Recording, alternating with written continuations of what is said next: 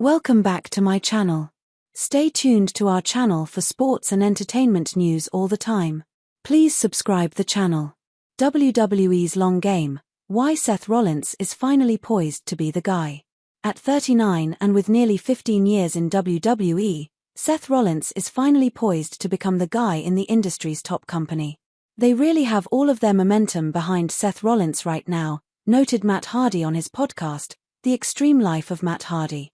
And they're going to do everything they can to make Seth Rollins the guy. Last Saturday, Rollins won his second Money in the Bank ladder match, securing a guaranteed title shot at a time of his choosing. His alliance with Paul Heyman, widely regarded as one of pro wrestling's greatest managers alongside rising stars Bron Breakker and Bronson Reed, is quickly emerging as the top act on Raw, WWE's flagship show on Netflix.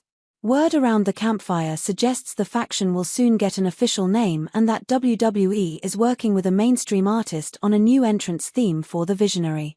This is happening as reports circulate that WWE plans to book Bill Goldberg in his final match in a world title bout against Gunther at Saturday night's main event in July.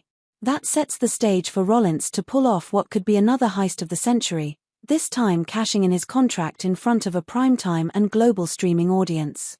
Doing so at Goldberg's expense might cement Rollins as either a rock star or a mega villain, depending on fan sentiment toward Goldberg and Gunther.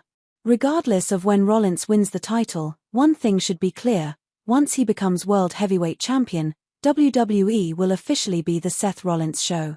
Seth Rollins, the bridge to the future. Since betraying the Shield in 2014, Rollins has been one of WWE's most consistent superstars. He's been a steady force on screen, working up and down the card in main events, mid-card programs, and opening matches. Despite being a company MVP, Rollins was never the guy in the way Roman Reigns was, or like Cody Rhodes is today. But that's about to change. And the reason for that likely has something to do with his mentor, WWE's Chief Content Officer Paul Levesque. Rollins' current position mirrors that of Levesque's between 2003 and 2005. As Triple H, Levesque became the leader of Evolution, a supergroup built on the past, present, and future of pro wrestling. In that role, he helped mold future stars Randy Orton and Batista into top-tier headliners. Now, in 2025, Rollins is poised to do the same, this time with Bronson Reed, who is primed to become wrestling's next big monster a la Vader or Bam Bam Bigelow. And this is especially true for Breakker, who is likely to emerge from Rollins' shadow much like Batista stepped out of Levesque's in 2005.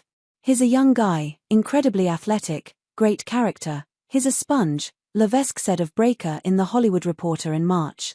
I have Heyman spend a lot of time with him to help develop him with his promos, to help develop his character, to help push him in a direction.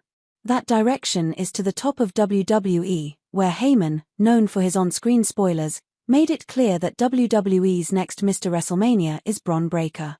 During a Raw segment in May, Heyman declared, "If Skynet sent a Terminator from the future to this planet today and you ask that Terminator, who's gonna main event WrestleMania 45, 46, 47, 48, 49, 50, and so on?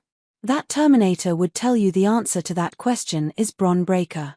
Using Levesque's elevation of Batista and Orton as a model, Breakker and Reed could be positioned near or at the top of WWE by WrestleMania 43 or, as Heyman hinted, no later than WrestleMania 45. Heyman's suggested timeline implies that Breakker, and even Reed, are being groomed to replace not only Rollins but also Cody Rhodes and Roman Reigns, all of whom will be entering their mid-40s by then.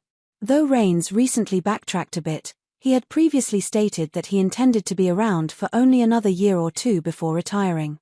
Meanwhile, Reigns' face turn, reduced presence, and the collapse of the bloodline have created an opportunity for Rollins to thrive as WWE's next great villain.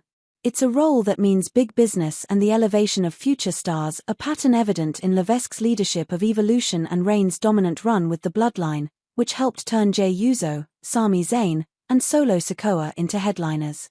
And if that's the direction WWE is headed, then Seth Rollins' time to be the guy is as logical as it is deserving. Once he cashes in and claims the World Heavyweight title, the message will be clear: WWE isn't just betting on the Visionary. They're building the future through the Seth Rollins era.